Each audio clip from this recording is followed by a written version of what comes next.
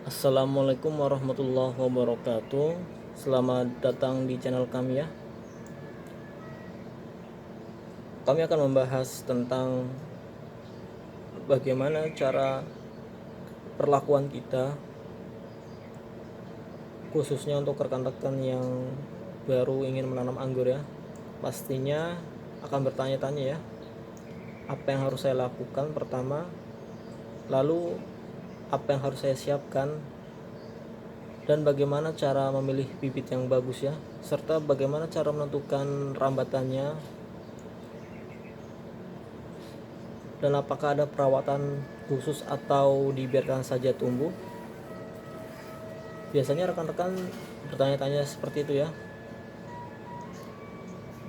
Lalu apa saja yang pupuk harus saya siapkan ya? Banyak ya rekan-rekan yang menanyakan hal seperti itu ya. Di sini kita akan membahas secara tuntas ya tentang apa yang saya pernah lakukan dan saya alami sendiri ya. Saya sharing sesuai dengan yang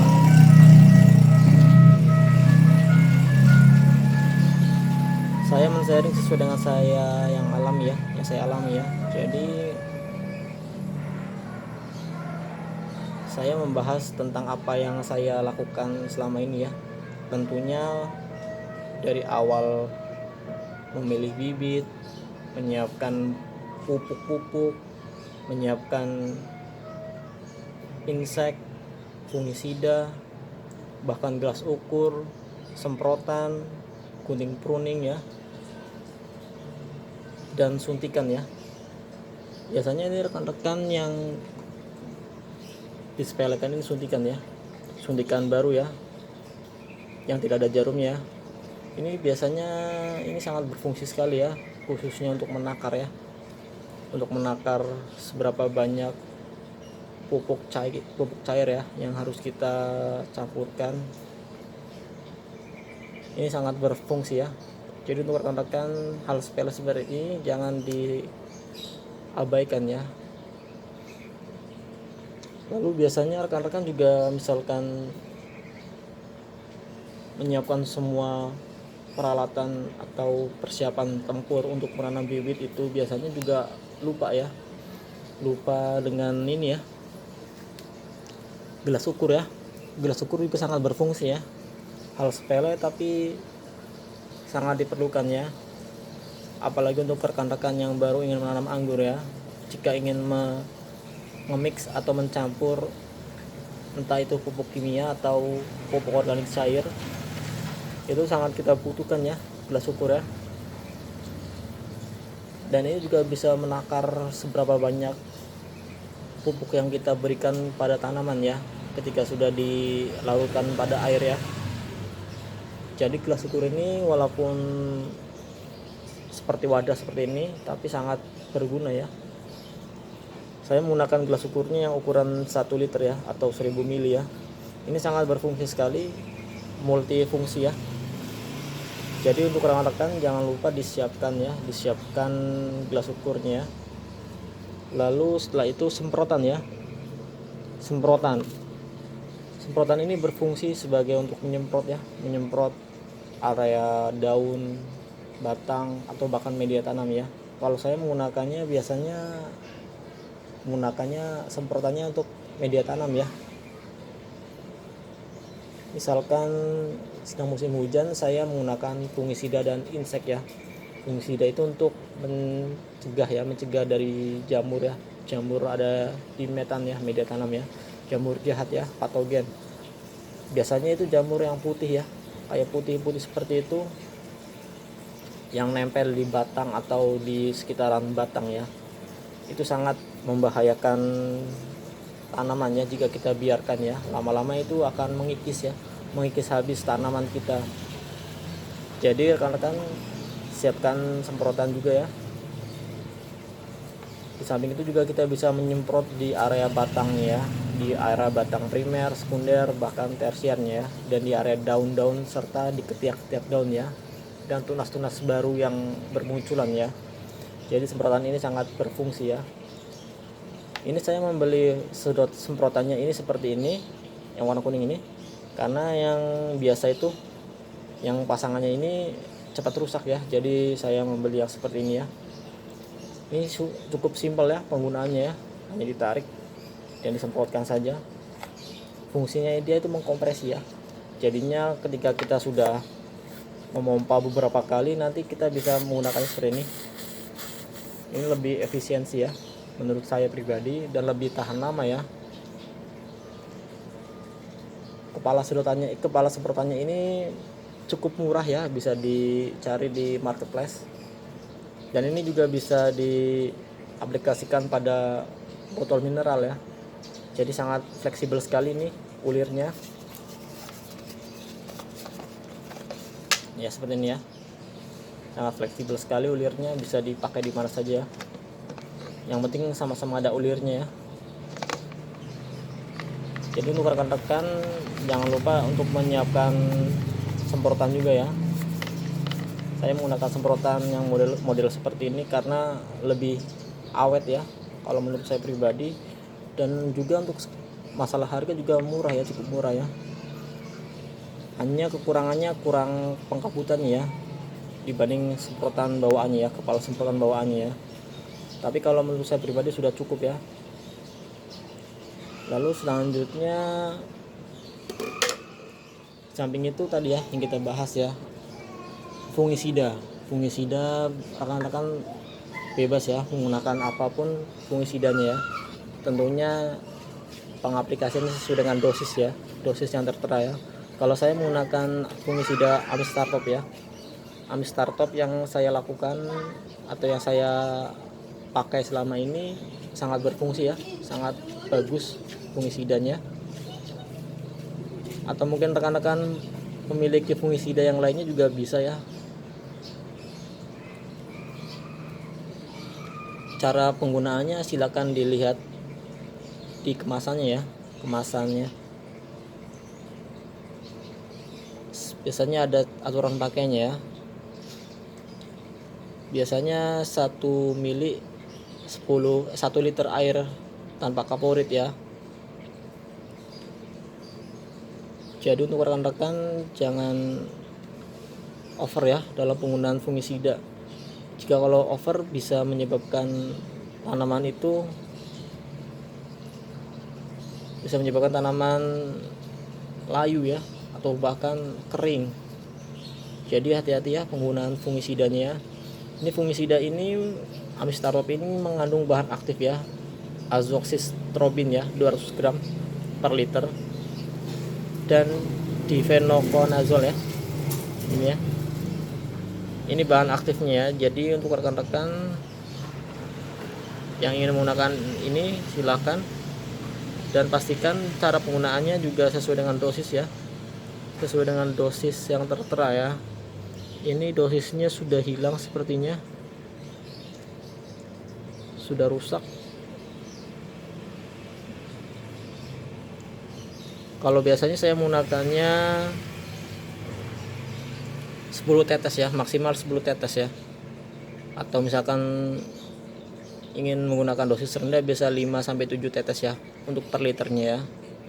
Jadi untuk rekan-rekan yang bingung menggunakan atau mengaplikasikan fungisida merek apapun, khususnya yang saya pakai ini Amistartop, saya menggunakannya 10 tetes per liter ya, maksimal itu ya.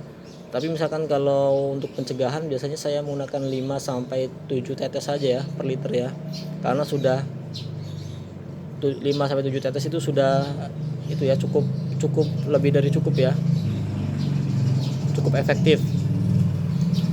Kecuali kalau misalkan rekan-rekan atau tanaman anggur rekan-rekan ini sedang terserang hama ya, atau terserang penyakit lainnya seperti jamur ya, rekan-rekan bisa menggunakan dosis 10 tetes ya.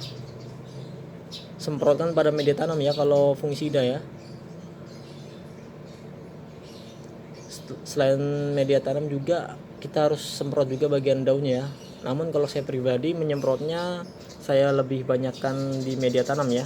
Atau bahkan misalkan kalau tanaman saya sedang terkena jamur, saya kocor fungisida ini ya. Saya kocor setengah liter, lalu sisanya saya semprotkan ke daunnya ya. Karena itu untuk pengobatannya ya. Tapi untuk misalkan untuk pencegahannya cukup 5 tetes sampai maksimal 7 tetes per liternya ya. Kita semprotkan ke media tanam tetap, dan setelah itu kita semprotkan ke batang, daun, dan tunas-tunas baru ya. Jadi untuk rekan-rekan yang bingung menggunakan fungisida, bisa diterapkan sesuai dengan aplikasi yang saya lakukan ya, pengaplikasian yang saya lakukan.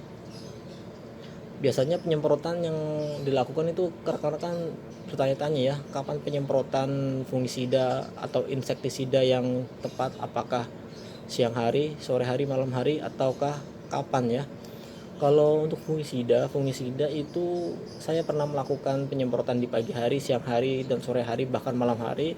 Tidak ada efek negatif ya, dalam artian daun tidak menjadi kebakar atau bagaimana ya. Karena fungisida ini hanya bekerja untuk membasmi jamur ya. Jadi pengaplikasian pada waktu apapun tidak masalah ya, karena saya sudah mencobanya sendiri ya.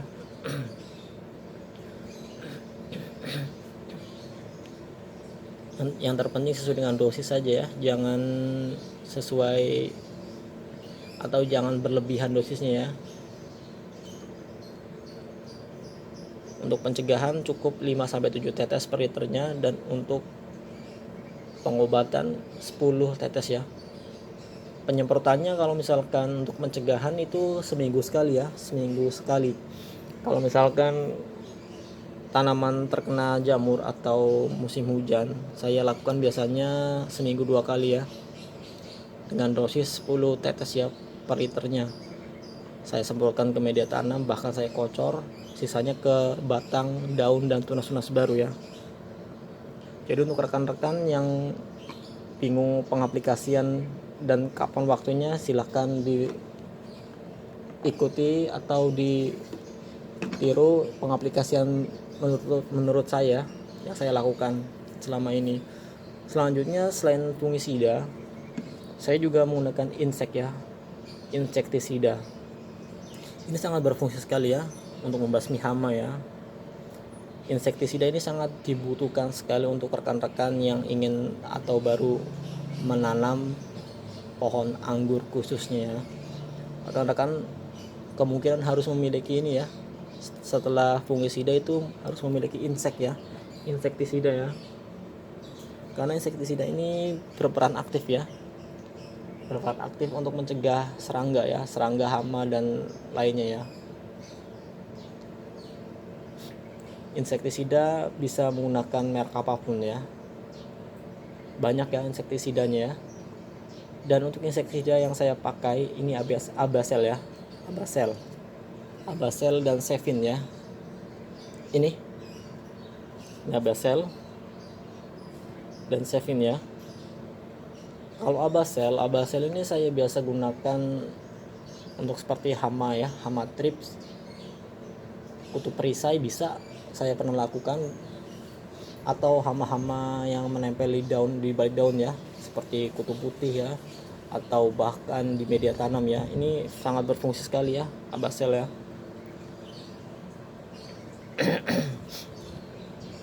Dan Sevin ini saya gunakan biasanya ya untuk membasmi serangga yang ada di media tanam ya, atau bahkan di daun, di ranting, dan di dahan ya, seperti semut, kutu putih, atau bahkan rayap ya.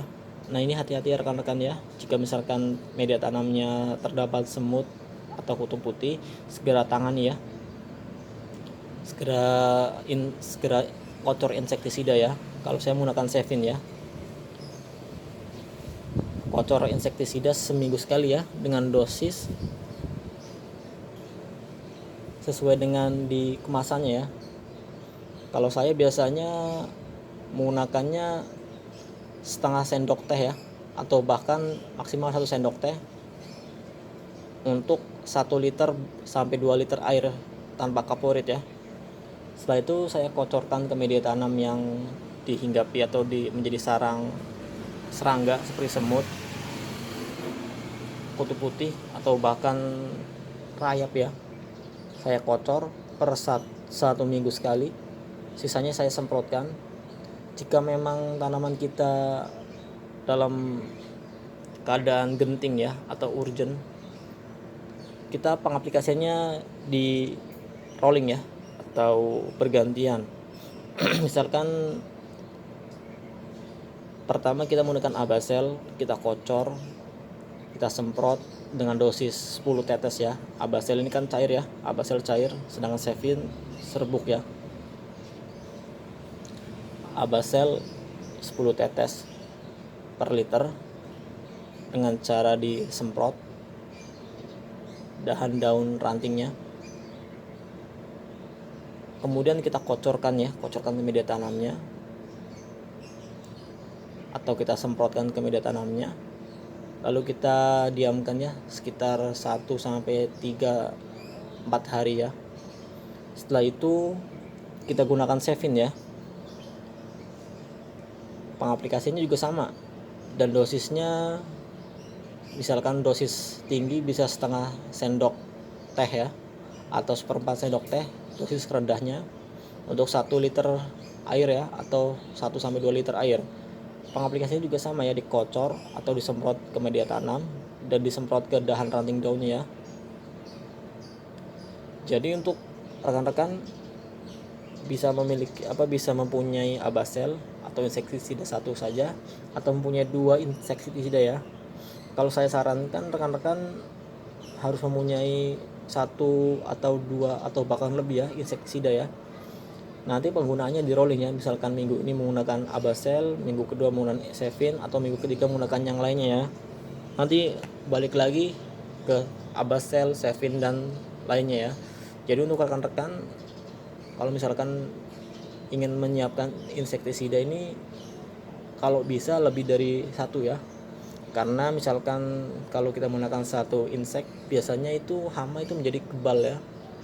Kita semprot menggunakan 1 macam insek saja, lama-lama bisa tahan dari insek yang kita semprotkan ya. Ada hama yang tahan, ada hama yang tidak tahan ya. Namun kalau misalkan kita menggunakan 1 insek, biasanya lama-lama tidak mempan ya. Jadi untuk antisipasinya menggunakan minimal 2 ya. Kalau misalkan rekan-rekan punya 1 ya tidak apa-apa ya. Yang penting misalkan minggu pertama rekan-rekan menyemprotnya dengan dosis rendah, minggu depannya kita menggunakan dosis tinggi ya. Dan jangan lebih dari dosis yang saya sebutkan ya. Karena misalkan kalau rekan-rekan menggunakan dosis yang saya sebutkan, itu bisa mengakibatkan daun kebakar ya, merah-merah. Jadi cukup menggunakan dosis rendah dan dosis tingginya maksimal 10 tetes per liternya ya. Begitupun dengan Sevin ya. Jadi untuk rekan-rekan bagi yang ingin menanam anggur, selain mempunyai peralatan tadi di atas serta fungisida, rekan-rekan juga siapkan insek ya. Insek sangat berfungsi sekali ya, berperan penting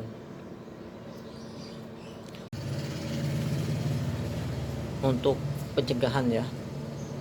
Jadi rekan-rekan siapkan saja ya fungisida dan insektisida ya. Kedua amunisi ini sangat penting ya untuk mencegah dari penyakit ya, berbagai penyakit ya, atau bahkan untuk mengobati ya. Jadi untuk rekan-rekan yang menanam pohon anggur pada musim hujan, mungkin ini harus wajib mempunyai ya. Karena kalau tidak memiliki kedua fungisida dan insektisida ini sangat kewalahan ya dalam mengobati penyakit-penyakit yang timbul pada musim hujan ya.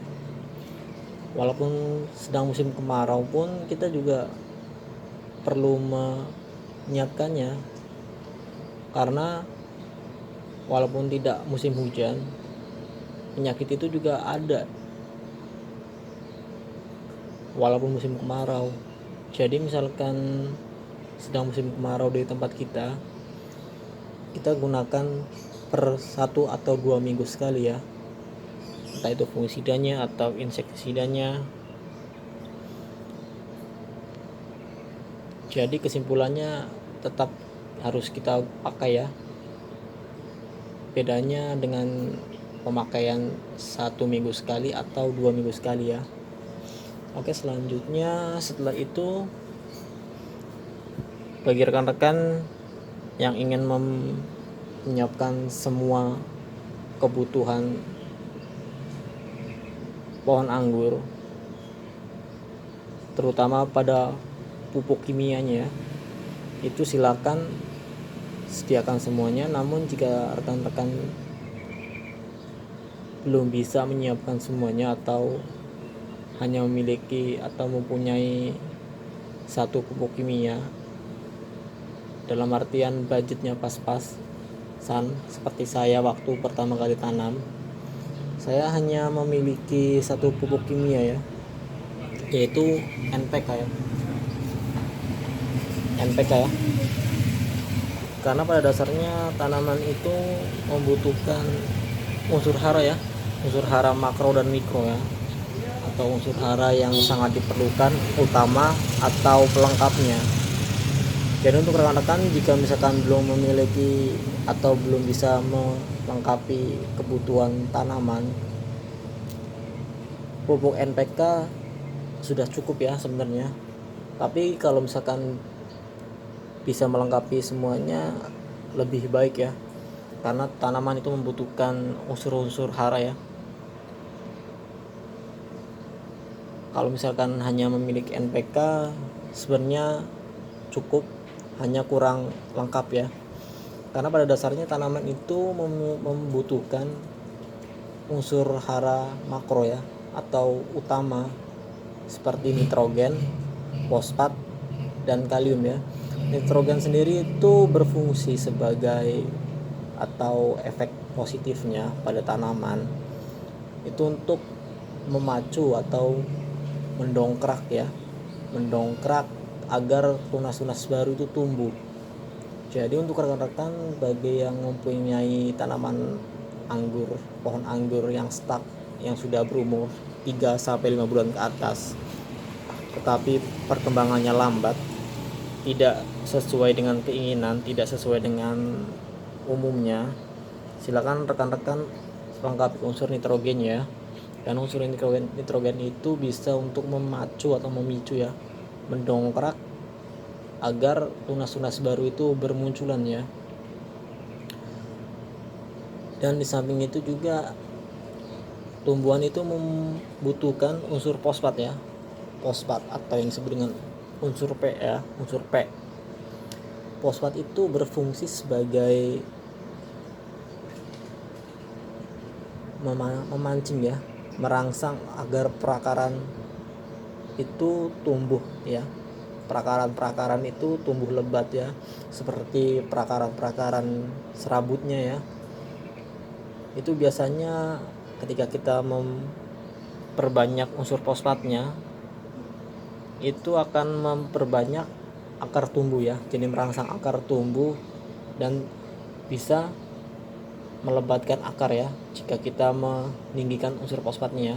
Namun jika ingin menggunakan dosis yang ada di NPK ini, cukup dosis yang sesuai dengan yang tertera di kemasan ya. Jadi unsur fosfat itu bisa untuk memperbanyak akar ya. Namun untuk rekan-rekan jika misalkan bibit masih umur 1-2 bulan atau masih kecil ya, itu jangan sekali-kali menggunakan pupuk kimia ya, karena pupuk kimia itu panas, nanti akar tidak kuat dan bisa membuat tanaman mati layu ya.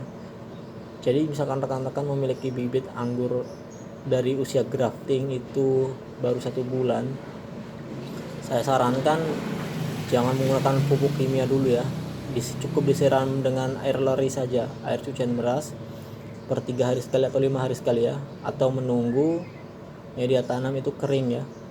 Jadi jangan sekali-kali disiram menggunakan pupuk kimia, nanti bisa mati bahkan kering ya. Pengaplikasian pupuk kimia itu pada usia setelah tanam ya, entah itu tanam di pot besar atau di planter bag atau bahkan di tanah ya. Dan khususnya juga ketika pemupukan itu harus minimal usia 3 bulan ke atas ya, atau minimal sudah ditandai dengan munculnya sulur ya. Sulur itu seperti tangkai yang mengikat ya, atau sebagai pegangannya tanamannya. Jadi untuk rekan-rekan misalkan ingin memberikan pupuk kimia itu ketika sulur sudah tumbuh ya, atau sudah bermunculan. Dan biasanya kalau misalkan sulur udah tumbuh itu pohon sudah sekitar 30 cm ke atas ya. Dan di samping itu kemungkinan besar berarti akarnya sudah cukup kuat ya untuk diberi pupuk kimia. Tentunya dengan dosis yang rendah terlebih dahulu ya. Setelah itu misalkan sudah terbiasa diberi pupuk kimia, silakan dosisnya disesuaikan dengan takarannya ya. Dan di samping unsur fosfat, tumbuhan itu juga membutuhkan unsur K ya, atau kalium. Unsur kalium ini berfungsi sebagai pembungaan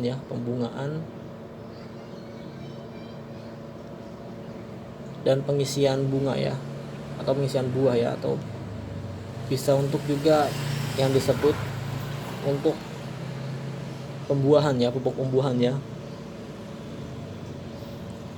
Jadi untuk rekan-rekan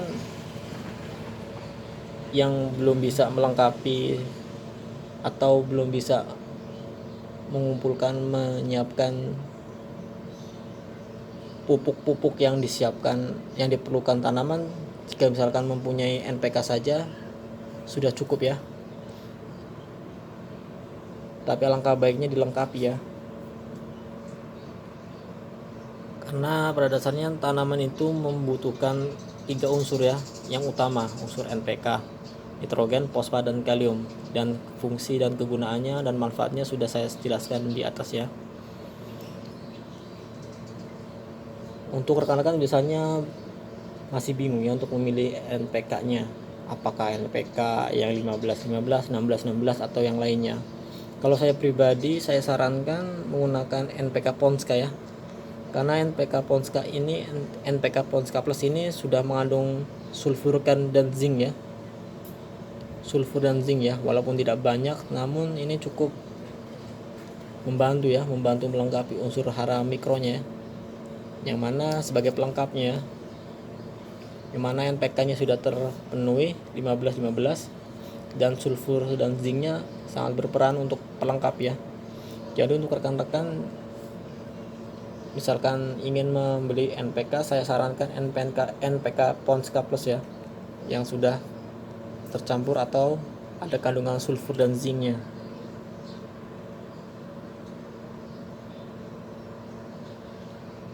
Setelah itu rekan-rekan misalkan ingin melengkapi kebutuhan pohon anggurnya, samping NPK misalkan rekan-rekan itu ingin menambahkan ini ya, Ultradap. Selain Ultradap ada KNO3 merah dan magnesium sulfat ya. Ketiga ini biasanya saya pakai ya, saya mix. Semua ini yang ada di depan ini, nggak kelihatan. Nah, semua ini yang ada di depan ini untuk masa vegetatif ya, atau masa perkembangan. Nah, untuk KNO3 ini, KNO3 merah, Ultradap, dan magnesium sulfat, bahkan SP36 ini itu untuk masa pertumbuhan ya. Dan penggunaannya saya mix ya, atau saya campur ya. Biasanya ini SP36 atau TSP, biasanya rekan-rekan atau para master atau lainnya menggunakan SP36 ini untuk pupuk dasar ya, atau kepanjangan dari super fosfat ya, dan mengandung sulfur juga ya. Biasanya sebagai pupuk dasar ya. Sebelum tanam itu, para rekan-rekan biasanya memberikan super fosfat ini SP36 ke dalam media tanamnya sebelum ditanami ya. Biasanya ada yang 1 sendok, ada yang 1 genggam, ada bahkan yang 1 kilo ya. Itu untuk penyimpanan atau stok cadangan makanan tanaman anggur kita nanti ya.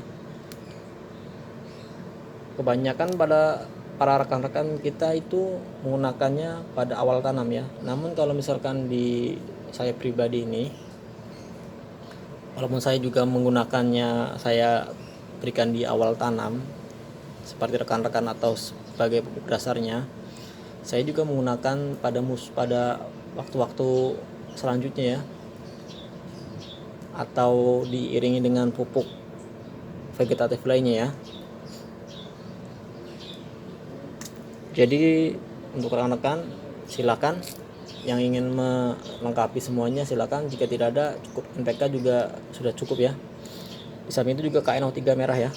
KNO3 merah ini juga unsurnya juga sama ya, nitrogen, kalium ya. Namun di sini ada tambahan boronnya. Boron ini sangat berfungsi ya. Berfungsi sebagai pembuahan ya. Jadi untuk membuat lapisan dinding bunga ya, kalau tidak salah ya. Jadi di dalam KNO3 merah ini terdapat nitrogen dan kaliumnya ya, yang sangat cukup tinggi ya, 15 dan boronnya ini 0,05 ya.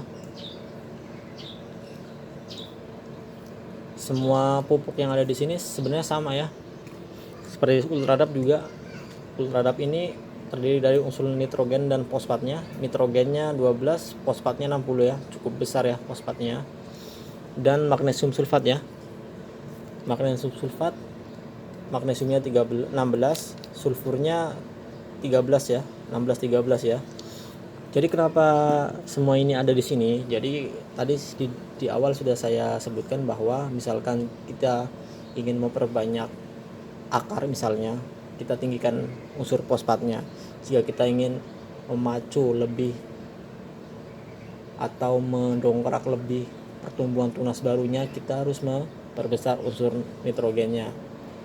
Dan jika misalkan kita ingin memacu perkembangan atau pembuahan, di mana biasanya kalau misalkan tanaman pohon anggur kita itu sudah keluar bunga, itu menunjukkan bahwa tanaman anggur kita itu sudah siap dibuahkan ya. Jadi lengkapi unsur K-nya ya. Jadi misalkan untuk rekan-rekan yang ingin misalkan pertama kali menanam anggur, ketika sudah memiliki atau melengkapi pupuk-pupuk seperti di depan ini, misalkan rekan-rekan ingin memperbanyak akar, silakan rekan-rekan mix. Kalau di saya pribadi ya, NPK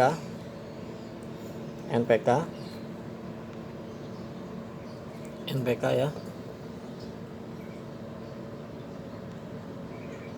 NPK SP36, magnesium sulfat ya. Jadi misalkan ini SP36-nya itu super fosfatnya sudah mengandung 36 ya, dan fosfat pada NPK-nya 15 ya. Jadi sudah sekitar 51 ya. Nah, karena NPK Polska ini mengandung sulfur 9 dan di sini SP36 juga mengandung sulfur 5, jadi 9 tambah 5 sudah 14 ya sulfurnya. Sulfur itu berfungsi sebagai antibodi tumbuhan ya. Jadi rekan-rekan kalau misalkan bisa dilengkapi juga ya sulfurnya. Biasanya terdapat pada magnesium sulfat atau SP36 juga ada ya. NPK Polska juga ada. Nah, di sini juga magnesium sulfat. Sulfurnya 13 ya. Kenapa saya mix 3 ini? Mix 3 ini karena saya mengejar unsur P-nya ya. Atau bahkan saya menambahkan Ultradap ya. Karena Ultradap ini unsur P-nya 60 ya. Di samping itu unsur nitrogennya 12 ya. Dalam artian kita masih tetap bisa melengkapi unsur NPK-nya serta magnesium dan sulfurnya, bahkan zinc. Itu kandungannya sedikit ya. namun lebih menonjol atau lebih tinggi unsur fosfatnya ya. Misalkan ketiga ini kita campur, fosfat pada ultradap ini sekitar 60 ya, fosfat pada ultradap ini sekitar 60. Sorry ini kurang jelas ya karena mataharinya sangat terik. Fosfatnya ini 60 ya, fosfatnya 60 pada ultradap. Kemudian pada NPK Ponska-nya fosfatnya 15, 60 tambah 15 sekitar 75 ya. Dan pada SP36 super fosfat ini, fosfatnya ini mengandung 36 ya. Sedangkan nitrogennya kita masih tetap dapat ya 15, dan dapat di ultradapnya 12 sekitar 27 ya. Jadi kita juga menggenjot unsur nitrogen tapi tidak dengan dosis tinggi ya, karena kita sedang fokus memperbanyak akar ya. Jadi cukup nitrogennya itu sebagai pelengkapnya ya, jika misalkan ingin memperbanyak akar ya. Kita campurkan keempat bahan ini atau keempat pupuk ini dengan 15 liter air ya, dengan dosis, kalau di saya misalkan kalau tanaman masih berumur 5 bulan itu saya menggunakan dosis rendah. 5 bulan dari grafting maksudnya ya, bukan dari tanam ya. 5 bulan dari grafting, 5 bulan dari grafting berarti misalkan umur grafting baru 3 bulan ditanam, dan HST-nya berarti sekitar 2 bulan ya. Biasanya itu rekan-rekan menanam bibit itu pada usia grafting 3 bulan ya, atau 2 bulan. Jadi sekitar HST 2 bulan ya, 2 bulan hari setelah tanam ya. Itu saya menggunakannya dosis rendah ya, 1/4 sendok makan ya per pupuknya ya, untuk 15 liter air ya. Dan ini bisa untuk 3 tanaman ya, 3 tanaman. Kalau misalkan sudah HST di atas 3 bulan atau bahkan 5 bulan, saya menggunakannya dosis tinggi ya. Masing-masing pupuknya 1 sendok makan, atau bahkan bisa lebih ya kadang ya. Dicampur 15 liter air juga ya, dicampur. Tergantung kebutuhan kita ya. Jadi misalkan kalau rekan-rekan ingin memperbanyak akar, tadi saya ulangi, silakan perbanyak unsur P-nya ya. Kita mainkan pada unsur fosfatnya. Unsur fosfat ini sangat berfungsi ya, apalagi SP36 ini, karena super fosfatnya sekitar 36 ya. Walaupun rekan-rekan lainnya biasanya menggunakan pada pupuk dasar, tapi saya pribadi menggunakan pupuk susulan ya, digunakan pada pupuk susulan. Campur SP36, NPK Ponska, ultradap, dan magnesium sulfat ya. Di samping NPK-nya terpenuhi, kita juga memenuhi magnesium dan sulfurnya. Yang mana ini magnesium dan sulfurnya ini sebagai antibodi ya, sebagai pencegah agar tanaman tidak mudah terserang penyakit ya, dan tidak mudah layu ya, sesuai dengan dosis yang diperlukan saja, jangan melebihi dosisnya. Lalu setelah itu, misalkan kalau rekan-rekan ada asam humat ini berfungsi sebagai menghidupkan mikroorganisme ya pada media tanam. Ini bentuknya serbuk ya, serbuk hitam. Penggunaannya ini 1 sendok makan dicampur 15 liter air ya. Jadi biasanya saya menggunakannya ini berbarengan ya, berbarengan asam humat, SP36, NPK, ultradap, magnesium sulfat ya. Jadi saya menggunakannya ini biasanya, misalkan pada minggu pertama saya menggunakan ke-5 amunisi ini dengan dosis yang sesuai dengan yang saya inginkan atau yang dibutuhkan. Setelah itu misalkan kita ingin memperbanyak atau membutuhkan unsur nitrogen pada minggu kedua, yang mana unsur nitrogen itu memunculkan, mendongkrak, memicu pertumbuhan tunas baru. Jadi kita perbanyak unsur nitrogen ya di minggu keduanya ya, karena ketika kita sudah memperbanyak akar di minggu pertama, kita juga harus memperbanyak atau memicu tunas-tunas baru bermunculan ya, agar tanaman itu tumbuh dan berkembang ya. Jadi unsur nitrogen itu juga bisa untuk membuat tanaman itu berkembang ya, atau sering disebut ngacir ya. Jadi di minggu kedua itu kita cukup memberikan 2 pupuk ya, 2 pupuk di mana NPK dan KNO3 merah ya. Kalau misalkan ingin menambah lagi bisa dengan Ultradap ya. Namun jika misalkan rekan-rekan tidak ingin menambahkan Ultradap, cukup KNO3 seperti yang saya lakukan, KNO3 merah dan NPK Posniska ya, dimana kita mengejar unsur N-nya ya. Yang tadi kita sudah mengejar unsur P-nya untuk memperbanyak akar, sekarang kita mengejar unsur N-nya. Namun saya juga biasanya menggunakan 3 ya, langsung 3, dimana NPK Posniska, KNO3 dan Ultradap ya.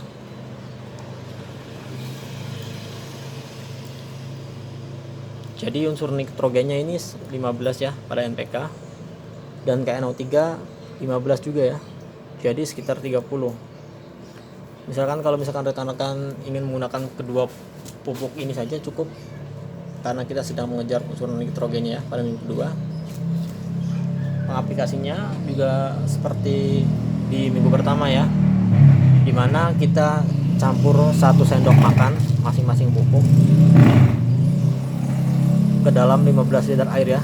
Tentunya 15 liter ini tanpa kaporit ya, jangan menggunakan yang berkaporit ya, karena misalkan menggunakan air yang berkaporit itu bisa mematikan atau membunuh ya mikroorganisme yang dibutuhkan oleh tanaman kita ya, seperti cacing mungkin atau mikroorganisme yang lainnya ya, yang sangat berperan penting ya, bakteri-bakteri yang berperan penting untuk perkembangan dan pertumbuhan tanaman ya. Misalkan cacing juga bisa ya, karena cacing itu pengurai media tanam ya, bahkan bisa untuk menjaga media tanam itu agar tidak padat ya, karena cacing itu biasanya mencari jalan ya. Namun juga kita harus antisipasi ya, jika misalkan cacingnya berlebihan di media tanam kita pastikan cacing itu jangan meledak ya populasinya, jangan terlalu berlebihan, karena kalau berlebihan juga tidak bagus ya, itu bisa merusak akar juga ya jika berlebihan ya. Hewan-hewan pengurai tanah itu biasanya seperti cacing, kaki seribu ya, atau kelabang. Namun beda ya dengan kutu putih ya, kutu putih itu berbeda ya, itu karena bisa merusak perakaran. Dan kelabang juga ini atau kaki seribu juga harus diawas ya populasinya, karena kalau misalkan kebanyakan juga bisa menyebabkan tanaman khususnya perakarannya itu juga rusak ya. Jadi apapun hama yang ada di media tanam itu harus kita kendalikan ya, entah itu hama yang dibutuhkan atau yang tidak ya, yang berperan penting atau yang merusak ya. Misalkan yang merusak seperti semut, kutu putih, atau bahkan rayap harus kita kendalikan ya, karena kutu putih dan semut itu bekerja sama, di mana kutu putih itu merusak perakaran dan kutu putih itu dijaga oleh semut ya. Dan timbal baliknya kutu putih itu mengeluarkan cairan atau zat yang menguntungkan semut ya, yang mana bagi semut itu manis ya makanannya semut. Jadi mereka saling kerjasama, si semut menjaga kutu putih dari predatornya, dan si kutu putihnya itu menghasilkan makanan bagi koloni semut ya. Jadi misalkan ada hama tersebut, lebih baik kita basmi ya menggunakan insek yang tadi saya sebutkan di atas. Oke, jadi di minggu kedua kita perbanyak unsur nitrogen ya. Nitrogen menumbuhkan dan memacu perkembangan tunas baru ya, menumbuhkan tunas baru. Lalu misalkan setelah minggu kedua sudah kita lalui, minggu ketiga kita kembali lagi ya. Minggu ketiga kembali lagi ke awalnya tadi ya. Kita kembali lagi ke awalnya tadi. Kenapa di sini di minggu pertama tadi banyak pupuk yang saya pakai? Karena di samping kita memperbesar unsur fosfat, kita juga menyeimbangkan unsur nitrogennya, di mana unsur nitrogennya juga tinggi, cuma tidak setinggi fosfatnya ya. Jadi pada minggu pertama sebenarnya juga kita sudah, selain memainkan atau memperbanyak akar, juga kita sudah melengkapi unsur nitrogennya, yang mana sangat dibutuhkan untuk menumbuhkan tunas baru. Lalu minggu keduanya tadi kita fokuskan untuk menumbuhkan tunas baru ya. Asam humat ini juga penting ya sebenarnya. Penting untuk menumbuhkan mikroorganisme ya, atau memancing menghidupkan mikroorganisme yang dibutuhkan tanamannya.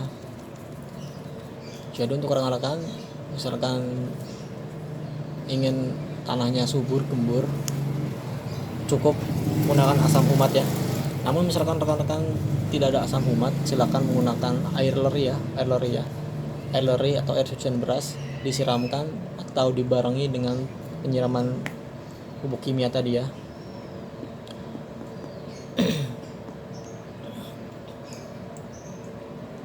Jadi minggu pertama kita memainkan unsur fosfatnya, minggu kedua kita memainkan unsur nitrogennya.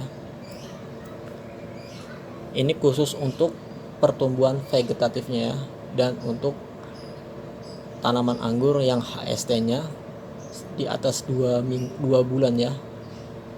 HST dan HSG beda ya, hari setelah grafting dan hari setelah tanam itu beda ya. Misalkan umur sudah 3 bulan dari usia grafting, itu belum tentu bisa dipupuk ya, karena belum kita tanam ke media tanam yang lebih besar ya, pot atau planter bag ya. Kalau misalkan sudah HST hari setelah tanam 2 bulan ke atas, berarti dari usia grafting itu sekitar 5 bulan ya. 5 bulan itu baru kita kasih pupuk kimia ya, dengan dosis yang meningkat ya, dosis rendah sampai dosis yang kita butuhkan. Nah di samping itu juga, kita juga jangan lupa ya, kita juga harus memperhatikan pH tanah. Kalau misalkan tanaman anggur kita tidak kita beri naungan seperti atap yang transparan, itu juga kita harus perhatikan media tanamnya, apakah media tanamnya itu terlalu asam atau basah ya. Biasanya kalau musim hujan tiba itu, curah air hujan itu biasanya mengandung unsur nitrogen yang tinggi ya. Jadi misalkan kalau musim hujan, untuk rekan-rekan jangan sekali-kali memberikan unsur nitrogen yang terlalu tinggi ya, misalkan musim hujan tiba ya, karena curah hujan itu mengandung nitrogen yang tinggi ya, jadi bisa membuat media tanam itu menjadi asam ya, asam secara alami. Nah fungsi dari dolomit ini untuk menetralkan pH ya. Aplikasinya cukup ditabur ya, misalkan pH-nya benar-benar drop, bisa 1 genggam ya. Ini pengaplikasinya tidak rutin ya, pengaplikasiannya ketika pH drop saja ya. pH yang netral itu sekitar 6 ya, 6 sampai 7,5. Misalkan di atas 8 atau 9 itu terlalu basah ya, dan misalkan di bawah 6 itu juga terlalu asam ya, jadi harus netral ya, sekitar 6 sampai 7,5 ya, maksimal 8. Jadi untuk rekan-rekan, dolomit ini sangat berfungsi ya, atau kapur pertanian sangat berfungsi sebagai penetral pH ya. Dan jangan terlalu banyak ya memberikan dolomitnya, karena bisa mengakibatkan media tanam itu basah. Yang dibutuhkan tanaman itu adalah pH netral ya, tidak asam dan tidak basah ya, seimbang, netral.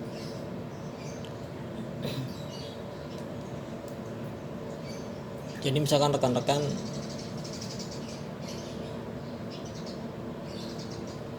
yang ingin menanam anggur, setelah menyiapkan amunisi di atas tadi, kita juga tidak lupa ya, dolomitnya jangan lupa disiapkan juga untuk menetralkan media tanamannya ya. Apalagi ketika musim hujan tiba, kita harus ekstra waspada ya terhadap keasaman tanah ya. Mungkin misalkan kalau rekan-rekan atapnya menggunakan atap transparan, atau mungkin menggunakan plastik UV atau yang lainnya, yang mana air hujan tidak bisa masuk, namun sinar matahari masih bisa masuk ya. Mungkin misalkan menggunakan atap transparan masih mendingan ya saat musim hujan tiba ya. Namun bukan berarti media tanam netral terus ya. Jadi tetap kita kontrol, walaupun menggunakan greenhouse atau atap transparan, kita juga harus sering mengontrol pH tanahnya, dan juga kita siapkan dolomitnya. Ini penggunakannya sangat jarang sekali ya. Saya gunakan ini baru 2-3 kali ya. Ini juga penggunaannya 2 minggu atau bahkan 1 bulan sekali. Karena apa? Karena ini dipakai hanya dibutuhkan. Kalau tidak dibutuhkan, cukup lengkapi pupuk-pupuk yang ada di atas tadi. Oke, selanjutnya kita juga harus mempunyai ini ya, kalsium. Unsur kalsium itu berfungsi sebagai memperbaiki sel-sel pada daun ya yang rusak pada akibat hama ya. Misalkan rekan-rekan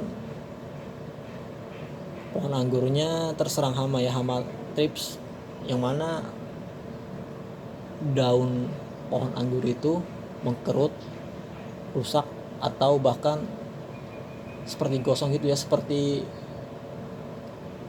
menciut ya dalam bahasa Jawanya ya, atau artinya tidak normal perkembangannya. Mungkin bisa dicek di video saya sebelumnya, ciri-ciri terkena hama thrips seperti apa dan penanganannya. Nah, ini fungsinya kalsium ini untuk memperbaiki sel-sel pada jaringan tanaman, khususnya pada daun ya. Karena daun itu misalkan rusak itu tidak maksimal fotosintesisnya ya. Jadi kita harus memperbaiki jaringan sistem pada sel-sel daunnya ya. Penggunaannya ini juga dikocor ya. Kalau saya menggunakan kalsium boron ya. Kalsium boron ini cair ya. Penggunaannya saya biasanya sekitar 20-40 mili per 15 liter air ya, disiram untuk tingkat tanaman. Nah, tadi fungsinya suntikan ini sangat berfungsi sebagai penyampling ya, atau pengambilan sesuai dengan dosis yang kita inginkan ya. 20 mili, misalkan ingin lagi tambah lagi 20 mili, campur 15 liter tanpa kapurit ya, 15 liter tanpa kapurit.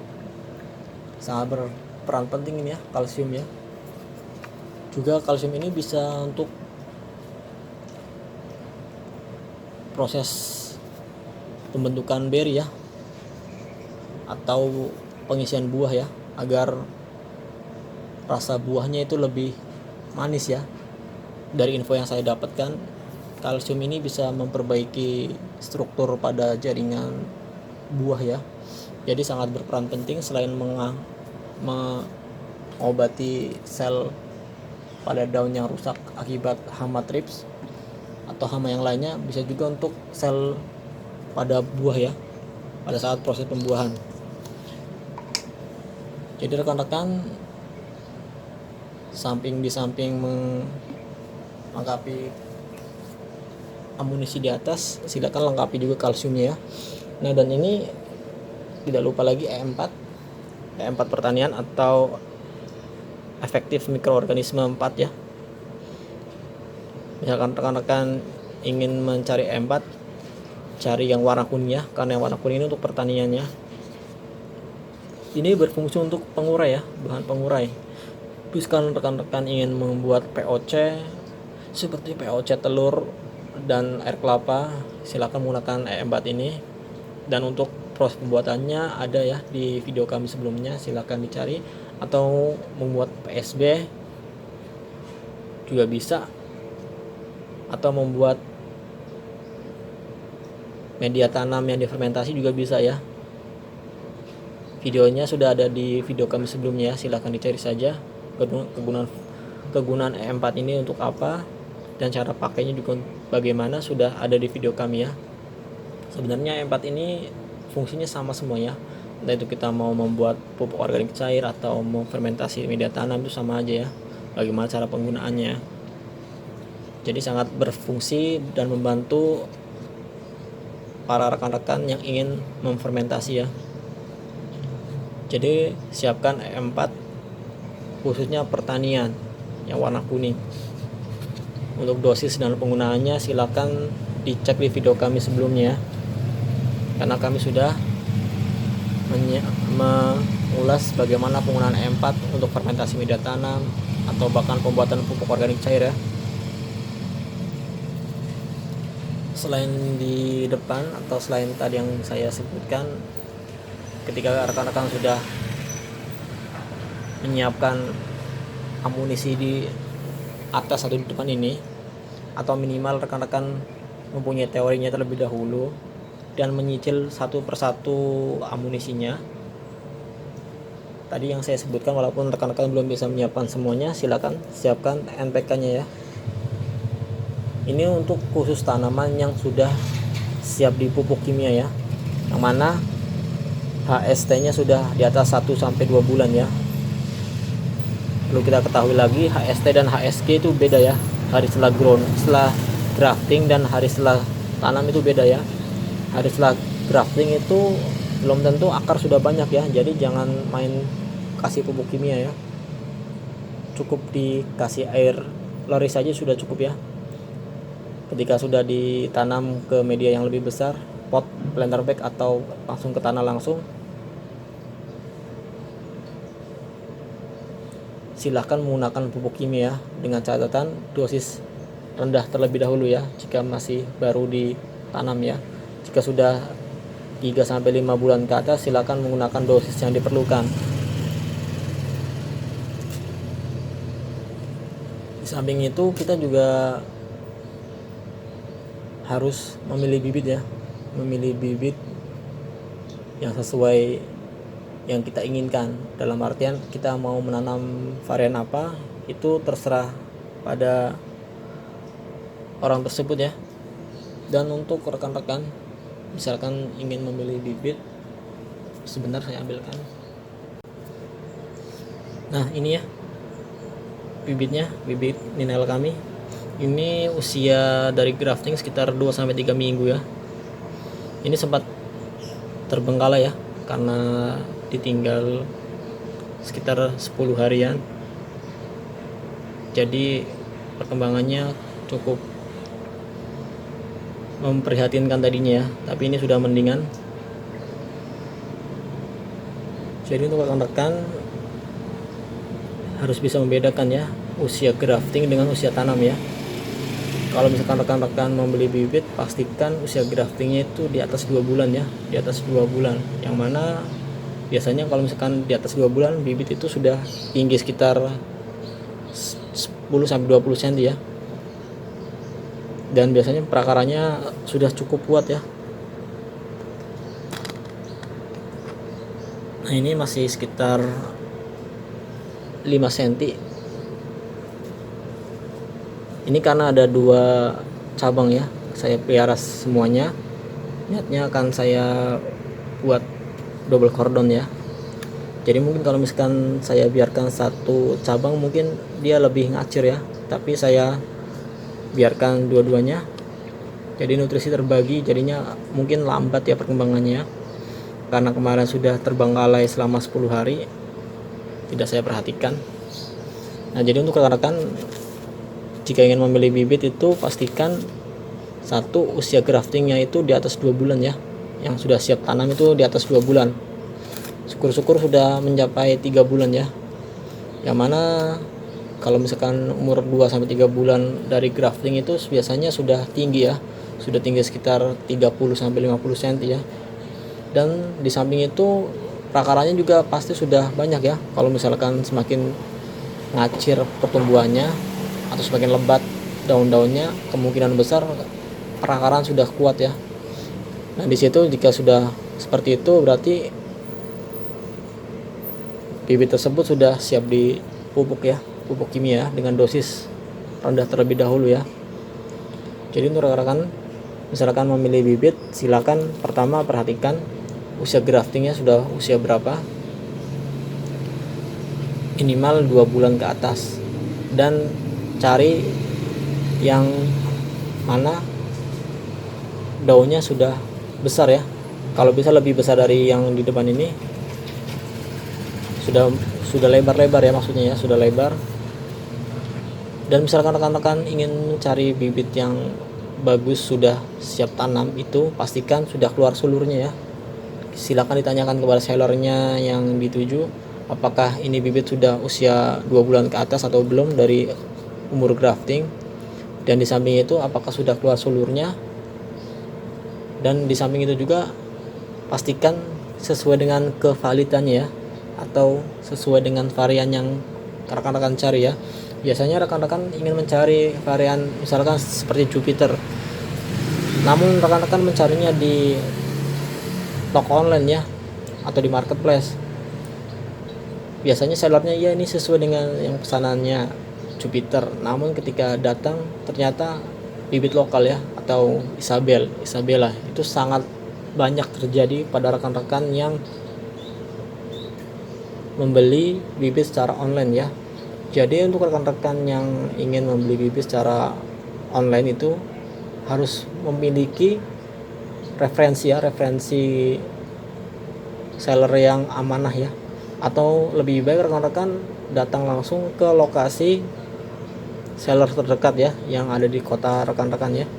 Jadi bisa memilih bibit yang sesuai dengan rekan-rekan inginkan dan bisa mencari ilmu di tempat tersebut ya. Pasti para sellernya juga akan memberikan ilmu yang sudah dilakukan selama itu ya. Jadi rekan-rekan di samping mendapatkan bibit yang valid, yang sesuai, juga rekan-rekan bisa mendapatkan ilmu dari seller tersebut ya. Di samping itu juga rekan-rekan bisa menjalin silaturahim ya, agar mendapatkan saudara baru ya, rekan-rekan satu per penghobi ya, perangguran ya. Jadi di samping itu setelah HSG, hari setelah grafting di atas 2 bulan, daunnya juga subur-subur ya, atau seger, atau vigor ya. Vigor, tidak ada penyakit ya, tidak ada penyakit. Dicek lagi depannya apakah ada jamurnya, belakangnya. Setelah itu dilihat apakah sudah tumbuh sulur atau belum. Biasanya kalau tumbuh sulur itu sekitar 20 cm ke atas ya baru tumbuh sulur. Dan dilihat lagi apakah terkena hama atau tidak. Media tanamnya usahakan media tanam yang sudah tercampur pasir ya, tanah dan sekam bakar ya, atau misalkan minimal tanah bambu ya. Jadi misalkan kan ada tuh yang penjual seller itu masih menggunakan kokopit. Nah biasanya kalau misalkan masih menggunakan kokopit, terus rekan-rekan ambil dan tanpa meminta tips bagaimana cara memindahkan ke media tanam yang mana terdapat tanah dan sekam bakar, itu bisa mati ya, karena sangat riskan sekali misalkan rekan-rekan main pindah saja dari kokopit ke media tanam yang ada tanah, pasir, dan sekam bakarnya. Karena itu jika tidak menggunakan perlakuan khusus itu bisa stres ya, bahkan bisa mati. Jadi untuk rekan-rekan pastikan media tanamnya sudah menggunakan tanah ya, minimal tanah atau sekam bakar. Jadi ketika rekan-rekan langsung tanam ke pot atau ke planter bag atau bahkan ke tanah langsung, itu bibit tersebut tidak kaget ya.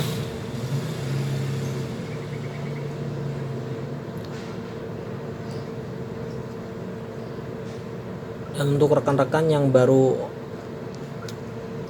ingin menanam pohon anggur, saya sarankan cari varian yang mudah ya, mudah atau bersahabat.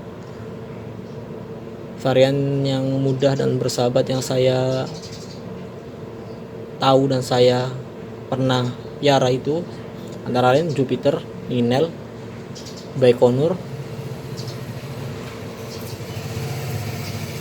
atau bahkan Moondrop ya. Kalau saya pribadi Moondrop itu sebenarnya itu gampang-gampang susah ya Moondrop ya. Ada yang bilang Moondrop itu susah ya untuk awal tanam ya, atau untuk orang yang baru menanam anggur, Moondrop itu susah ya, susah perawatannya. Ya memang saya akui itu memang beda dari yang lain ya, karena Moondrop itu lebih gampang terkena penyakit daripada varian lainnya ya. Namun jika kita sudah menyiapkan amunisi di atas seperti yang saya sebutkan tadi di atas, itu gampang ya, karena kita tinggal pencegahan. Jika misalkan terkena penyakit, kita obati dan kita pupuk. Intinya tanaman anggur itu pemupukan, media tanamnya juga harus kita perhatikan komposisinya. Media tanam yang baik itu yang poros ya, terdiri dari tanah, kalau ada tanah humus, sekam bakar, dan kohe ya, kotoran hewan, tentunya yang sudah difermentasi ya. Untuk lengkapnya cara fermentasinya silakan dicek di video kami sebelumnya ya. Campur ketiga bahan ini dengan perbandingan perbanyak sekam bakarnya ya.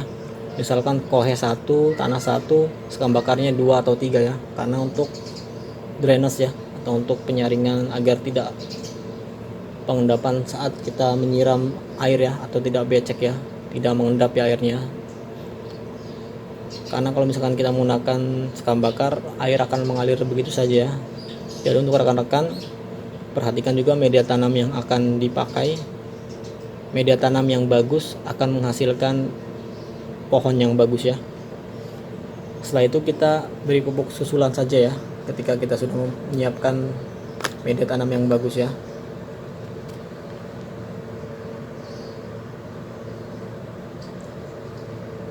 Jika kita sudah menyiapkan semuanya akan menyusul ya, semuanya akan menghasilkan dengan sendirinya ya, akan rimbun,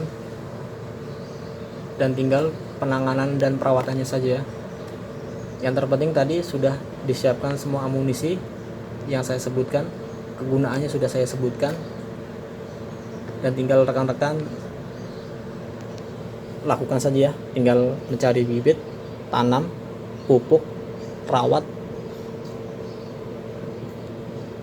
dan tinggal menunggu pembuahannya ya.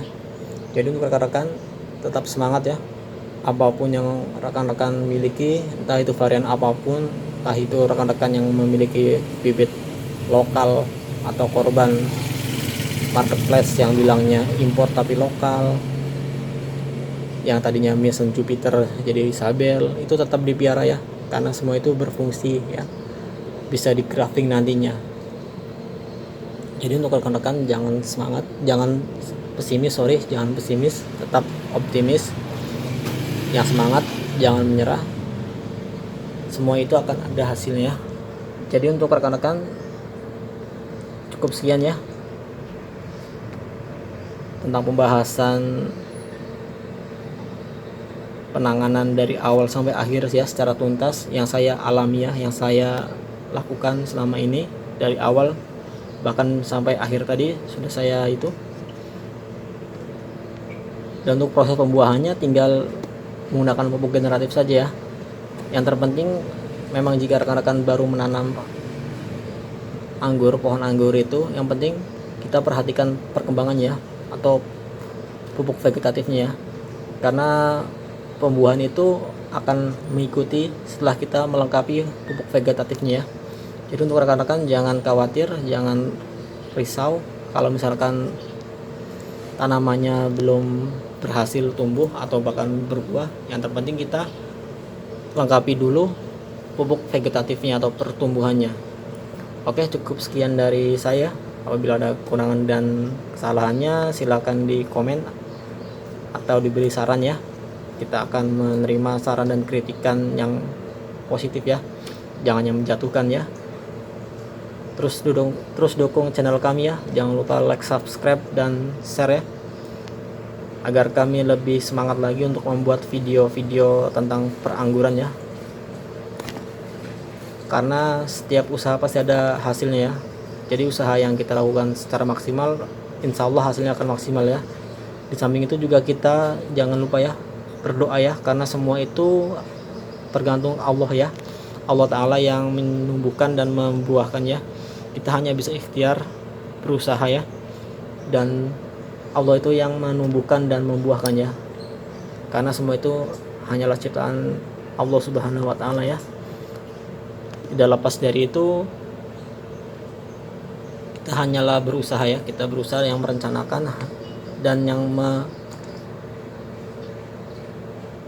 menumbuhkan dan yang menakdirkan tumbuhan itu berbuah atau tidak tergantung Tuhan kita ya, Allah Ta'ala ya. Jadi tidak ada hasil yang sia-sia ketika kita usahanya maksimal ya. Oke, cukup sekian dari saya. Apabila ada kekurangan dan kesalahannya silakan diberi masukan dan dilengkapi di komentarnya. Cukup sekian dari saya. Assalamualaikum warahmatullahi wabarakatuh. Salam pengangguran.